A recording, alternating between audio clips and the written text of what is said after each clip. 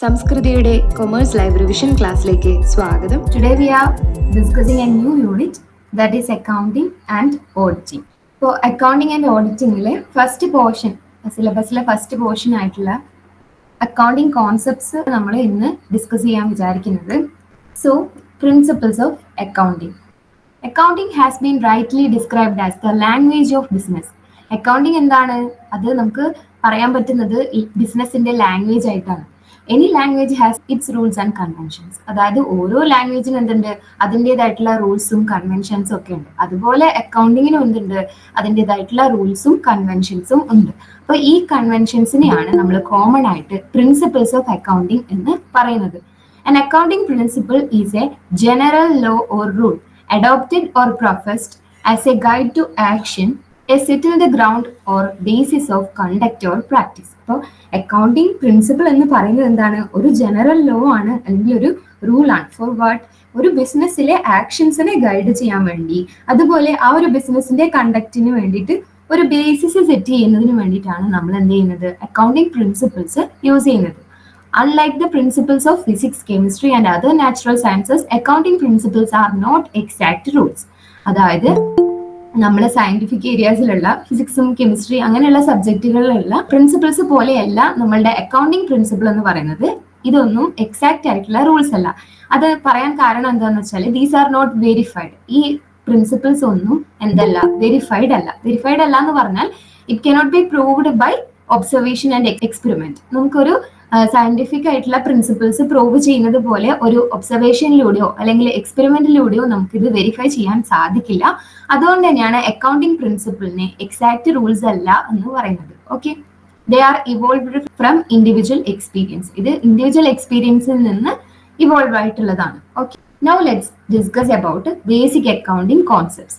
The principles of accounting are built on a foundation of few fundamental concepts and conventions. അപ്പോൾ നമ്മളുടെ ഈ principles of accounting എന്ന് പറയുന്നത് ഈ ഒരു അക്കൗണ്ടിങ് കോൺസെപ്റ്റ്സിന്റെയും കൺവെൻഷൻസിന്റെയും ബേസിലാണ് ബിൽഡ് ചെയ്തിട്ടുള്ളത്. അപ്പോൾ ഏതൊക്കെയാണ് accounting concepts and conventions? Main ആയിട്ടുള്ള അക്കൗണ്ടിങ് കോൺസെപ്റ്റ്സ് ആൻഡ് കൺവെൻഷൻസ് ആണ് ഇവിടെ ലിസ്റ്റ് ഔട്ട് ചെയ്തിട്ടുള്ളത്.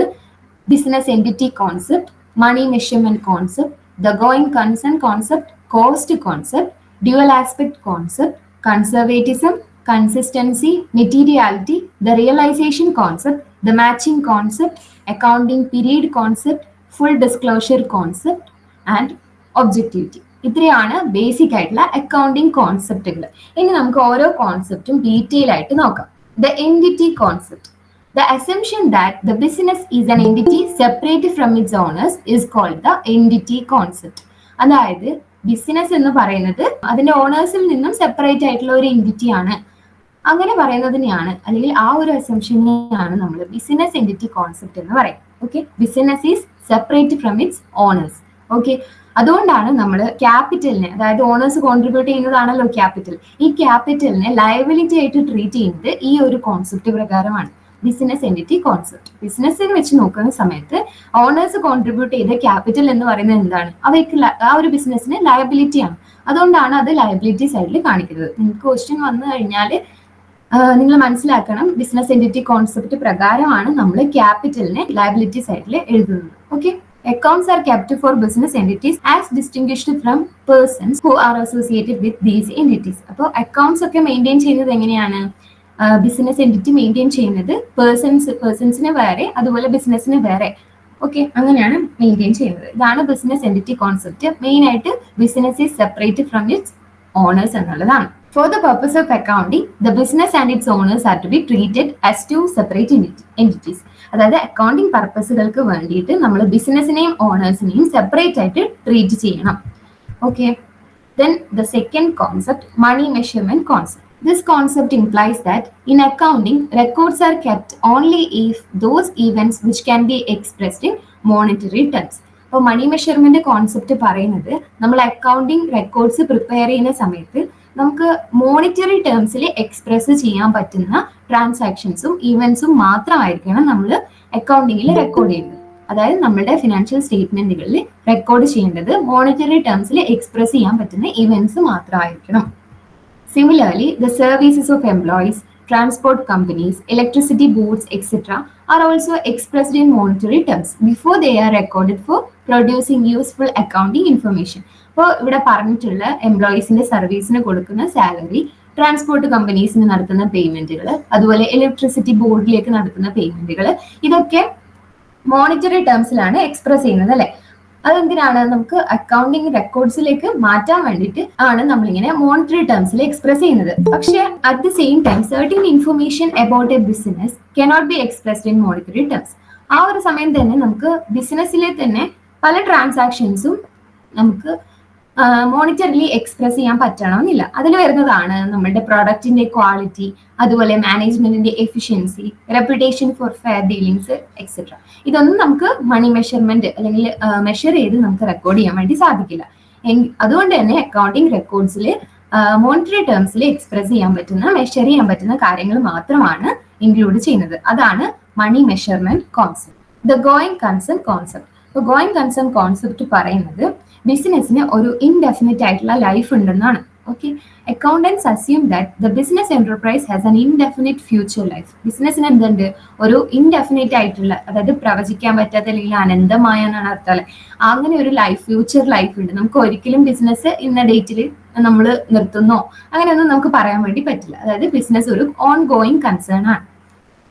Therefore, assets such as plant and machinery, furniture and buildings used in the business need not be measured at a selling price. അപ്പോൾ ഇങ്ങനെ business ഒരു ongoing business ആയതുകൊണ്ട് തന്നെ നമുക്ക് എന്ത് ചെയ്യാൻ പറ്റില്ല? നമ്മളുടെ ഫേമിലുള്ള അസറ്റ്സിനെ ഒരിക്കലും സെല്ലിംഗ് പ്രൈസിൽ മെഷർ ചെയ്യാൻ വേണ്ടി പറ്റില്ല. അതുകൊണ്ട് തന്നെ നമ്മൾ അതിനെ എങ്ങനെ മെഷർ ചെയ്യും? They are instead shown at going concern value.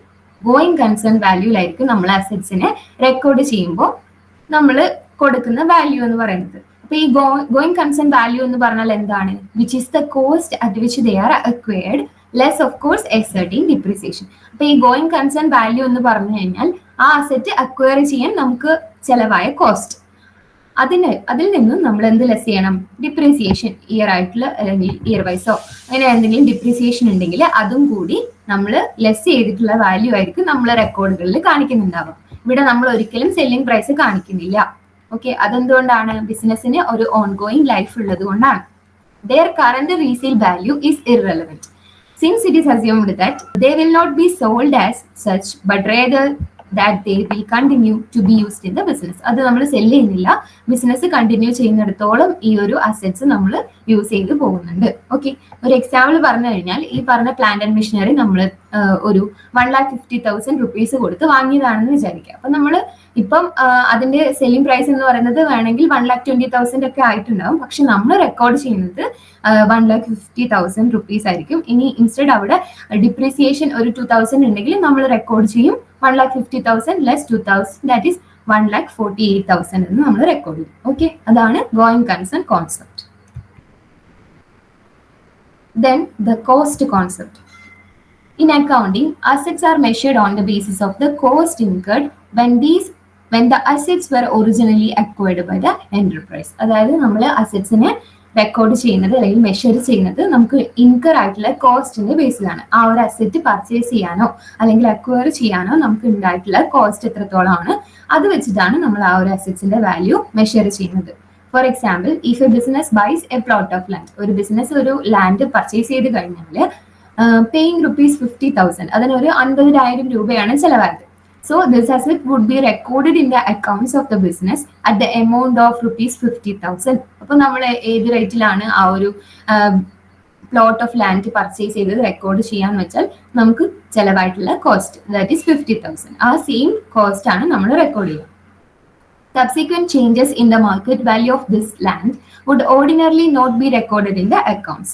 അപ്പോൾ ബാക്കിയുള്ള ചേഞ്ചസ് ഒന്നും നമ്മൾ, അതായത് subsequent changes in the market value, ആ അസറ്റുമായിട്ട് റിലേറ്റ് ചെയ്ത് മാർക്കറ്റിൽ എന്തെങ്കിലും വാല്യൂവിൽ ചേഞ്ചസ് ഉണ്ടായി കഴിഞ്ഞാൽ അത് കുറയുകയോ കൂടുകയോ ഒന്നും ചെയ്താൽ അത് നമ്മളുടെ അക്കൗണ്ടിങ് റെക്കോർഡ്സിനെ ബാധിക്കില്ല. The original valuation continues to be used until another transaction take place or the asset is used up or become worthless. അതായത് അതിന്റെ ഒറിജിനൽ വാല്യൂ തന്നെയാണ് ആ ഒരു അസറ്റ് നമ്മൾ ഉപയോഗിച്ച് തീരുന്നത് വരെ, അല്ലെങ്കിൽ അത് വെർത്ത്ലെസ് ആവുന്നത് വരെ നമ്മൾ ആ ഒരു വാല്യൂ തന്നെയാണ് ഉപയോഗിക്കുക. പക്ഷെ എന്തുണ്ടാവും? ഡിപ്രീസിയേഷൻ നമ്മൾ ലെസ് ചെയ്യും. The cost principle of accounting is closely related to the going concern concept described above. നമ്മൾ നേരത്തെ പറഞ്ഞ ഗോയിങ് കൺസേൺ കോൺസെപ്റ്റിലെ ഒരു എന്താ പറയാ ഒരു പാർട്ടാണ് ശരിക്കും കോസ്റ്റ് കോൺസെപ്റ്റ് എന്ന് പറയുന്നത്. ഇതാണ് cost concept. Then next one, the dual aspect concept. The principle that for every business transaction, there are two aspects and both these aspects must be recorded to make a complete accounting record. It is referred to as the dual aspect concept. നമ്മൾ dual aspect കോൺസെപ്റ്റിനെ duality എന്നുകൂടി പറയാറുണ്ട്. അപ്പൊ ഈ dual aspect concept പറയുന്നത് എല്ലാ business ട്രാൻസാക്ഷനും രണ്ട് ആസ്പെക്റ്റുകൾ ഉണ്ടാവും. Okay, ഈ രണ്ട് ആസ്പെക്റ്റുകളാണ് നമ്മൾ അക്കൗണ്ടിങ് റെക്കോർഡുകളിൽ പോസ്റ്റ് ചെയ്യുന്നത് അല്ലെങ്കിൽ അക്കൗണ്ടിങ് റെക്കോർഡുകളിൽ റെക്കോർഡ് ചെയ്യുന്നത്. ഓക്കെ, ഇതിനെയാണ് നമ്മൾ ഡ്യുവൽ ആസ്പെക്ട് കോൺസെപ്റ്റ് എന്ന് പറയുന്നത്. ഇവിടെ സ്പെല്ലിംഗ് മിസ്റ്റേക്ക് ഉണ്ട്, DUAL. Okay, dual aspect concept. Of the two aspects, one will be an asset aspect and the other an equity aspect. അപ്പോൾ ഈ രണ്ട് ആസ്പെക്റ്റുകളിൽ ഒന്ന് അസറ്റ് ആസ്പെക്റ്റും മറ്റൊന്ന് ഈക്വിറ്റി ആസ്പെക്റ്റും ആയിരിക്കും. Dual aspect concept is mainly expressed in terms of fundamental accounting equation. നമ്മളുടെ fundamental accounting equation ആയിട്ടുള്ള asset equal to liabilities plus capital എന്നുള്ളത് dual aspect concept പ്രകാരം ഉള്ളതാണ്.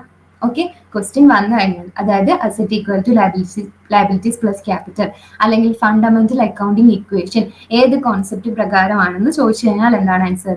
It is based on the dual aspect concept അല്ലെങ്കിൽ duality. ഇത്രയും നിങ്ങൾക്ക് clear അല്ലേ? കോൺസെപ്റ്റുകൾ നമ്മൾ 5 ഡിസ്കസ് ചെയ്തു തോന്നുന്നു. ക്ലിയർ അല്ലേ? Then next, conservatism. Certain rules adopted by the accounting profession as a whole require that possible errors in measurement be in the direction of understatement rather than overstatement of net income and net assets. അതായത് conservatism principle പറയുന്നത് അക്കൗണ്ടിങ്ങിന്റെ certain rules പറയുന്നത് എന്താണെന്ന് വെച്ചാൽ net ഇൻകവും അതുപോലെ തന്നെ net അസറ്റ്സും over state ചെയ്യുന്നതാണ് ശരിക്കും എന്താ പറയാ, അതാണ് തെറ്റായിട്ട് അവർ കാണിക്കുന്നത്. പക്ഷെ അണ്ടർ സ്റ്റേറ്റ്മെന്റ് വന്നു കഴിഞ്ഞാൽ അതായത് എന്തെങ്കിലും എറേഴ്സ് കാരണം അണ്ടർ സ്റ്റേറ്റ്മെന്റ് ഉണ്ടാകുന്ന രീതിയിലായിരിക്കണം എന്നാണ് പറയുന്നത്. ഓവർ സ്റ്റേറ്റ്മെന്റിന് പകരം അണ്ടർ സ്റ്റേറ്റ്മെന്റ് ആയിരിക്കണം. അതായത് നമ്മൾ എപ്പോഴും ഓവർ സ്റ്റേറ്റ് ചെയ്താൽ എന്താണ് അർത്ഥം? നമുക്ക് ഒരുപാട് പ്രോഫിറ്റ് കിട്ടി എന്നാണ് അർത്ഥം. പക്ഷെ അണ്ടർ സ്റ്റേറ്റ് ചെയ്ത് കഴിഞ്ഞാൽ നമുക്ക് ഒരുപാട് എക്സ്പെൻസ് ചെലവായി എന്നാണ് അർത്ഥം. അപ്പോൾ എപ്പോഴും ഒരു ലോസ് മുന്നിൽ കണ്ടു വേണം ഒരു അക്കൗണ്ടിങ് അല്ലെങ്കിൽ ഒരു അക്കൗണ്ടന്റ് ആ ഒരു അക്കൗണ്ടിങ് റെക്കോർഡ്സ് പ്രിപ്പയർ ചെയ്യാൻ വേണ്ടിയിട്ട്. അതായത് എറേഴ്സ് ഉണ്ടാവാം, പക്ഷെ അത് അണ്ടർ സ്റ്റേറ്റ്മെന്റിലേക്ക് ആയിരിക്കണം എന്നാണ് പറയുന്നത്. ഓക്കെ, ബിസിനസ്മാൻ എപ്പോഴും ലാഭമല്ല മറിച്ച് എന്താണ് ലോസ് ആണ് മുൻകൂട്ടി കാണേണ്ടത്. ഓക്കെ, അതാണ് പറയുന്നത് the businessman are apt to anticipate loss and not profit. ഒരിക്കലും പ്രോഫിറ്റിലല്ല ലോസ് ആണ് ആന്റിസിപ്പേറ്റ് ചെയ്യേണ്ടത്. Okay, this concept is called conservatism. Conservatism പ്രിൻസിപ്പളിനെ നമ്മൾ പ്രൂഡൻസ് എന്നുകൂടി പറയാറുണ്ട്. പ്രൂഡൻസ് മീൻസ് ഒരു മുൻകരുതലാണ് അല്ലെ. അപ്പോൾ അതുകൊണ്ട് തന്നെ ഈ ഒരു കോൺസെപ്റ്റിനെ നമ്മൾ പ്രൂഡൻസ് കോൺസെപ്റ്റ് എന്നുകൂടി പറയും. Conservatism requires that no profit should be anticipated and all possible losses should be provided for. അതായത് നമ്മൾ പ്രോഫിറ്റ് ഒന്നും ആന്റിസിപ്പേറ്റ് ചെയ്തിട്ടില്ലെങ്കിൽ കുഴപ്പമില്ല, നമ്മൾ എന്ത് ചെയ്യണം, എല്ലാ പോസിബിൾ ആയിട്ടുള്ള ഫ്യൂച്ചറിൽ നമുക്ക് ഉണ്ടാവാൻ ചാൻസ് ഉള്ള പോസിബിൾ ആയിട്ടുള്ള എല്ലാ ലോസസും നമ്മൾ എന്ത് ചെയ്യണം, ആന്റിസിപ്പേറ്റ് ചെയ്യണം അല്ലെങ്കിൽ പ്രെഡിക്റ്റ് ചെയ്യണം ഒരു accountant. Okay, following this rule inventories are often valued at lower of their cost or their current market price. അപ്പൊ ഈ ഒരു കൺസർവേറ്റിസം പ്രിൻസിപ്പിളിന്റെ ബേസിലാണ് നമ്മൾ ഇൻവെന്ററീസിനെ ഏത് വാല്യൂയിൽ ട്രീറ്റ് ചെയ്യുന്നത്, അല്ലെങ്കിൽ ഏത് വാല്യൂലാണ് നമ്മൾ ഇൻവെന്ററീസിനെ വാല്യൂ ചെയ്യുന്നത്, കോസ്റ്റ് അല്ലെങ്കിൽ current market price, whichever is less, അങ്ങനെയാണ് നമ്മൾ റെക്കോർഡ് ചെയ്യുന്നത് അല്ലെ. ക്വസ്റ്റ്യൻ വരികയാണെങ്കിൽ അതായത് ഇൻവെന്ററീസിനെ നമ്മൾ എന്തുകൊണ്ടാണ് കോസ്റ്റ് അല്ലെങ്കിൽ market price whichever is less എന്നുള്ള രീതിയിൽ റെക്കോർഡ് ചെയ്യുന്നത് എന്ന് ചോദിച്ചു കഴിഞ്ഞാൽ അത് കൺസർവേറ്റിസം പ്രിൻസിപ്പിൾ ആണ്. The conservatism concept affects primarily the category of assets called current assets. അതായത് കൺസർവേറ്റിസം പ്രിൻസിപ്പിൾ മെയിൻ ആയിട്ട് അഫക്ട് ചെയ്യുന്നത് ആരെയാണ്? കറന്റ് അസറ്റ്സുകളെയാണ്. It is ordinarily not applied in non current assets. ഇതൊരിക്കലും നോൺ കറന്റ് അസറ്റ്സിനെ ബാധിക്കുന്നില്ല. എന്താണ് non current assets? Current asset short term asset ആണ്, daily. Yes. Then non current assets long ടേമിലേക്കുള്ളതാണ് അല്ലെ. നോൺ കറന്റ് അസറ്റ്സിന് നമ്മൾ സാധാരണയായിട്ട് ഉപയോഗിക്കുന്ന പേരെന്താ? Fixed assets. Yes, fixed assets. Then next concept ആണ് consistency concept. The consistency concept requires that once an accounting method is adopted, it should not be changed. അപ്പോൾ consistency concept പറയുന്നത് നമ്മൾ ഉപയോഗിക്കുന്ന അക്കൗണ്ടിങ് മെത്തേഡ് എന്തായിരിക്കണം? കൺസിസ്റ്റന്റ് ആയിരിക്കണം. അത് നമ്മൾ change ചെയ്യാൻ പാടില്ല. ഒരു ഇയറിൽ ഒരു അക്കൗണ്ടിങ് മെത്തേഡ് ഉപയോഗിച്ചു, നെക്സ്റ്റ് ഇയറിൽ വേറെ ഒരു അക്കൗണ്ടിങ് മെത്തേഡ് ഉപയോഗിച്ചു കഴിഞ്ഞാൽ നമ്മുടെ അക്കൗണ്ടിങ് സ്റ്റേറ്റ്മെന്റുകൾ ഒന്നും തന്നെ നമുക്ക് കമ്പയർ ചെയ്യാൻ വേണ്ടി പറ്റില്ല. ഓക്കെ, അതായത് നമുക്കറിയാം മെത്തേഡ്സ് എന്ന് പറയുന്ന സമയത്ത് ക്യാഷ് ബേസിസ് മെത്തേഡ്സ് ഉണ്ട്, അതുപോലെ അക്രൂവൽ ബേസിസ് ഉണ്ട്. നമ്മൾ ഒരു ഇയറിൽ ക്യാഷ് ബേസിസ്, മറ്റൊരു ഇയറിൽ അക്രൂവൽ, പിന്നെ ക്യാഷ്, അങ്ങനെ ചെയ്തു കഴിഞ്ഞാൽ നമുക്ക് എന്ത് ചെയ്യാൻ പറ്റില്ല, അക്കൗണ്ടിങ് റെക്കോർഡ്സ് ഒന്നും കമ്പയർ ചെയ്യാൻ വേണ്ടി സാധിക്കില്ല. സോ ഒരിക്കലും അങ്ങനെ ചെയ്യരുത്. അക്കൗണ്ടിങ് മെത്തേഡ് ഒന്ന് യൂസ് ചെയ്ത് കഴിഞ്ഞാൽ നമ്മൾ ത്രൂ ഔട്ട് ആ ഒരു മെത്തേഡ് തന്നെ യൂസ് ചെയ്യണം. If A change is made the effects should be clearly disclosed. അതായത് നമ്മൾ ഇനി എന്തെങ്കിലും ഒരു സാഹചര്യത്തിൽ നമ്മൾ അങ്ങനെ പുതിയൊരു മെത്തേഡ് യൂസ് ചെയ്യുന്നുണ്ടെങ്കിൽ അതിന്റെ എഫക്ട്സ് എന്താവണം, ക്ലിയർ ആയിട്ട് നമ്മൾ ഡിസ്ക്ലോസ് ചെയ്തിട്ടുണ്ടാവണം. Otherwise the comparison of the accounting figures for one period with those of another period would be difficult. അപ്പൊ നമുക്ക് കമ്പാരിസൺ ഡിഫിക്കൽട്ട് ആവാൻ ചാൻസ് ഉണ്ട്. നമ്മളിങ്ങനെ ക്ലിയർ ആയിട്ട് അത് സ്റ്റേറ്റ് ചെയ്ത് പറഞ്ഞിട്ടില്ലെങ്കിൽ എന്താവും, നമുക്ക് കമ്പാരിസൺ പറ്റും. ഇതാണ് consistency concept. Then next, materiality concept. Financial reporting is only concerned with significant or material information. Materiality concept പറയുന്നത് നമ്മളുടെ അക്കൗണ്ടിങ് റെക്കോർഡ്സ് എന്ത് ചെയ്യുന്ന റെക്കോർഡ്സിൽ നമ്മൾ സിഗ്നിഫിക്കൻറ്റും അതുപോലെ മെറ്റീരിയലിസ്റ്റിക്കും ആയിട്ടുള്ള ഇൻഫർമേഷൻസ് വേണം റെക്കോർഡ് ചെയ്യാൻ. ഓക്കെ, മെയിൻ ആയിട്ട് നമ്മൾ സിഗ്നിഫിക്കൻ്റ് ആയിട്ടുള്ള അല്ലെങ്കിൽ മെറ്റീരിയലിസ്റ്റിക് ആയിട്ടുള്ള ഇൻഫർമേഷൻസ് നമ്മൾ റിപ്പോർട്ട് ചെയ്യണം. Okay, the accountant does not therefore attempt to record a great many events which are so insignificant that the work of recording them is not justified by the usefulness of the results. അതുകൊണ്ട് തന്നെ ഒരു accountant എന്ത് ചെയ്യേണ്ട, വളരെ insignificant ആയിട്ടുള്ള കാര്യങ്ങളൊന്നും നമ്മൾ record ചെയ്ത് വെക്കേണ്ട ആവശ്യമില്ല. ഇവിടെ ഒരു എക്സാമ്പിൾ പറയുന്നത്, ഒരു കമ്പനി എന്ത് ചെയ്തു, ഒരു ബ്രാൻഡ് ന്യൂ പെൻസിൽ വാങ്ങി. അതെന്താണ്, കമ്പനിക്ക് ഒരു അസറ്റ് ആണ്. പക്ഷെ അത് റെക്കോർഡ് ചെയ്യേണ്ട ആവശ്യമുണ്ടോ? ബാലൻസ് ഷീറ്റിൽ അത് അസറ്റ് സൈഡിൽ കോസ്റ്റ്ലെസ് ഡിപ്രീസിയേഷൻ ഒക്കെ ആക്കി കാണിക്കേണ്ട ആവശ്യമുണ്ടോ? ഇല്ലല്ലോ. ബിസിനസ്സിൽ അത് യൂസ് ചെയ്യുന്നുണ്ട് എങ്കിൽ പോലും അത് ഇൻസിഗ്നിഫിക്കന്റ് അല്ലാത്തതുകൊണ്ട്, ഇൻസിഗ്നിഫിക്കന്റ് ആയതുകൊണ്ട് നമ്മളത് അക്കൗണ്ടിങ് റെക്കോർഡ്സിൽ റിപ്പോർട്ട് ചെയ്യില്ല. ഓക്കെ, അതാണ് materiality concept. Next one, the realisation concept, അല്ലെങ്കിൽ ഇതിനെ റവന്യൂ റിയലൈസേഷൻ കോൺസെപ്റ്റ് എന്ന് നമ്മൾ വിളിക്കും. Okay, the realisation concept governs the recognition of revenue. അപ്പോൾ റിയലൈസേഷൻ കോൺസെപ്റ്റ് എന്ന് പറയുന്നത് റവന്യൂ റെക്കഗ്നിഷനുമായിട്ട് റിലേറ്റ് ചെയ്തിട്ടുള്ളതാണ്. It provides the answers to these questions. ഈ രണ്ട് ക്വസ്റ്റ്യൻസിലുള്ള ആൻസേഴ്സ് ആണ് നമുക്ക് ഈ ഒരു റവന്യൂ റെക്കഗ്നിഷൻ കോൺസെപ്റ്റ് തരുന്നത്. What are they? When revenue is to be recognised, എപ്പോഴാണ് നമുക്ക് റവന്യൂ റെക്കഗ്നൈസ് ചെയ്യാൻ സാധിക്കുക. ഓക്കെ, അതുപോലെ how much is to be recognised, നമുക്ക് എത്ര റെക്കഗ്നൈസ് ചെയ്യാൻ പറ്റും, നമുക്ക് എത്ര റവന്യൂ കിട്ടും, നമുക്ക് എപ്പോഴാണ് ആ റവന്യൂ കിട്ടാൻ പോകുന്നത്. ഓക്കെ, അതാണ് ഈ ഒരു കോൺസെപ്റ്റ് പ്രകാരം പറയുന്നത്. According to this principle, the earning process must be complete or virtually complete and an exchange must take place before revenue can be recognized. അപ്പോൾ ഇവിടെ പറയുന്നത് എന്താണെന്ന് വെച്ചാൽ ഏർണിംഗ് പ്രോസസ്സ് എന്തായിരിക്കണം, കംപ്ലീറ്റ് ആയിരിക്കണം. ഈ ഒരു റവന്യൂ റെക്കഗ്നിഷൻ കോൺസെപ്റ്റ് പ്രകാരമാണ് പറയുന്നത്. നമ്മളുടെ ഏർണിംഗ് പ്രോസസ്സ് കംപ്ലീറ്റ് ആയിരിക്കണം. അതുപോലെ റവന്യൂ എന്താണ്, റവന്യൂ റെക്കഗ്നൈസ് ചെയ്യുന്നതിന് മുന്നേ തന്നെ ഒരു എക്സ്ചേഞ്ച്, അവിടെ ഒരു എക്സ്ചേഞ്ച് ട്രാൻസാക്ഷൻ അവിടെ നടന്നിട്ടുണ്ടാകണം. ഫോർ എക്സാമ്പിൾ, സെയിൽസിന്റെ കേസിലാണെങ്കിൽ റവന്യൂ എപ്പോഴാണ് നമുക്ക് റെക്കഗ്നൈസ് ചെയ്യാൻ വേണ്ടി പറ്റുക, ആ ഒരു ഗുഡ്സ് ഡെലിവറി ചെയ്തതിന് ശേഷം. അതുപോലെ ഒരു സർവീസ് റെൻഡറിങ് ചെയ്യുന്ന സമയത്താണെങ്കിൽ ആ ഒരു സർവീസ് റെൻഡർ ചെയ്തതിന് ശേഷമാണ് നമുക്ക് എന്ത് കിട്ടുക, റവന്യൂ കിട്ടുക. Okay, this is the period in which revenue is set to be realised. അപ്പൊ അവിടെ ഒരു ഗ്യാപ്പ് വരും.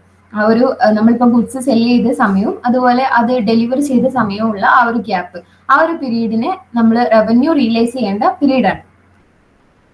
ദെൻ മെയിൻ ആയിട്ട് ഈ ഒരു റവന്യൂ റെക്കഗ്നിഷൻ കോൺസെപ്റ്റ് പറയുന്നത് എന്താണെന്ന് വെച്ചാൽ, revenue for business transaction should be included in the accounting records only when it is realised. അതാണ് മെയിൻ ആയിട്ടും ഈ റിയലൈസേഷൻ കോൺസെപ്റ്റ് പറയുന്നത്. നമുക്ക് റവന്യൂ കിട്ടിയതിന് ശേഷം മാത്രമേ നമ്മൾ എന്ത് ചെയ്യാൻ പാടുള്ളൂ, അത് അക്കൗണ്ടിങ് റെക്കോർഡുകളിൽ നമ്മൾ റെക്കോർഡ് ചെയ്യാൻ പാടുള്ളൂ, അല്ലെങ്കിൽ അത് ഷോ ചെയ്യാൻ പാടുള്ളൂ.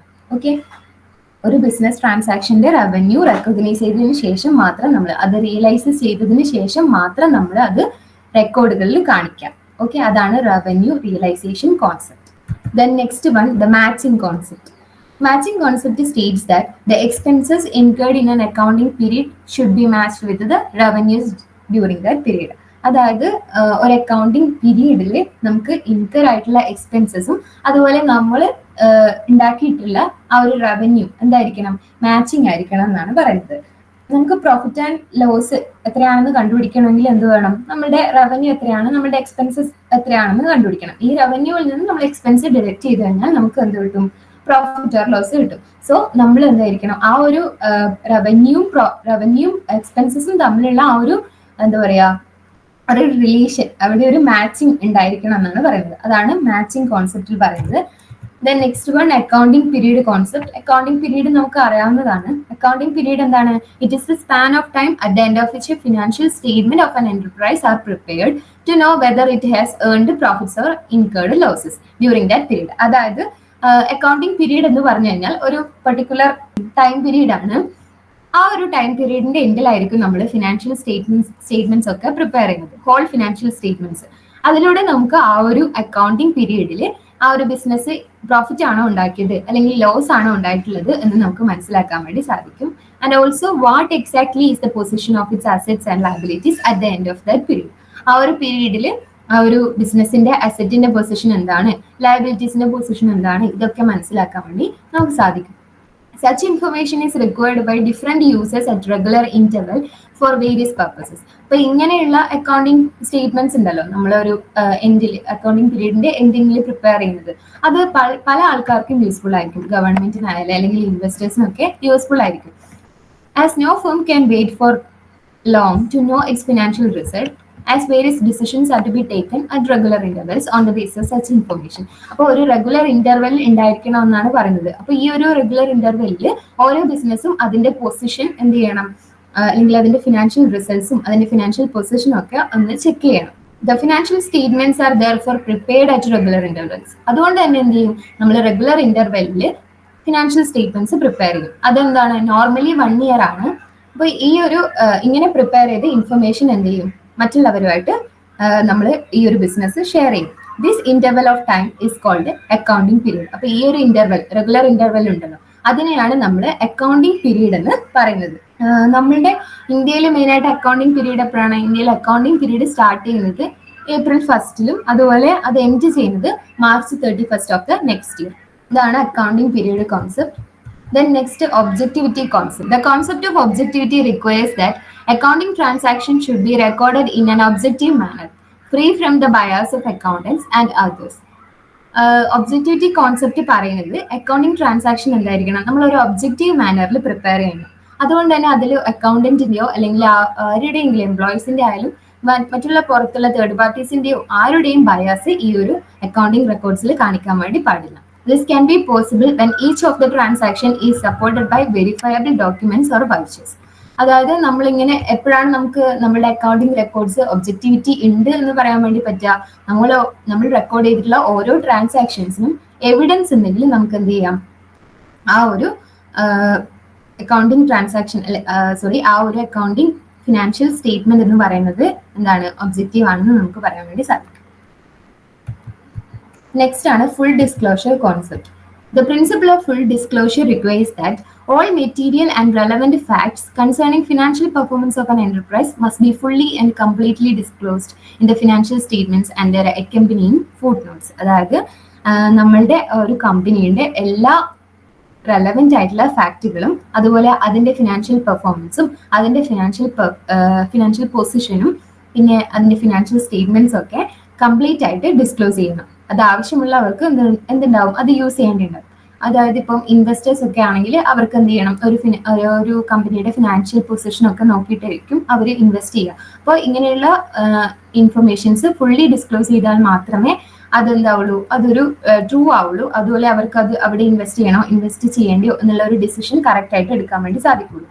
This is to enable the users to make a correct assessment about the profitability and financial soundness of the enterprise and help them to take informed decisions. Okay, അപ്പോൾ ഈ ഒരു ഇൻഫർമേഷൻ ഉണ്ടെങ്കിൽ മാത്രമേ അവർക്ക് ഒരു കറക്റ്റ് ആയിട്ടുള്ള ഒരു ഡിസിഷൻ എടുക്കാൻ വേണ്ടി സാധിക്കുള്ളൂ എന്നാണ് പറയുന്നത്. സോ ഒരു ഫേം എന്ത് ചെയ്യണം, ഫുള്ളി അവരുടെ ഇൻഫർമേഷൻസ് എല്ലാം അവരുടെ സ്റ്റേറ്റ്മെന്റ്സ് എല്ലാം ഡിസ്ക്ലോസ് ചെയ്തിട്ടുണ്ടാകണം. അതാണ് ഫുൾ ഡിസ്ക്ലോഷർ കോൺസെപ്റ്റ്. ഇത്രയാണ് നമ്മുടെ കോൺസെപ്റ്റുകളിൽ വരുന്നത്. ഇത്രയും നിങ്ങൾക്ക് ക്ലിയർ അല്ലേ?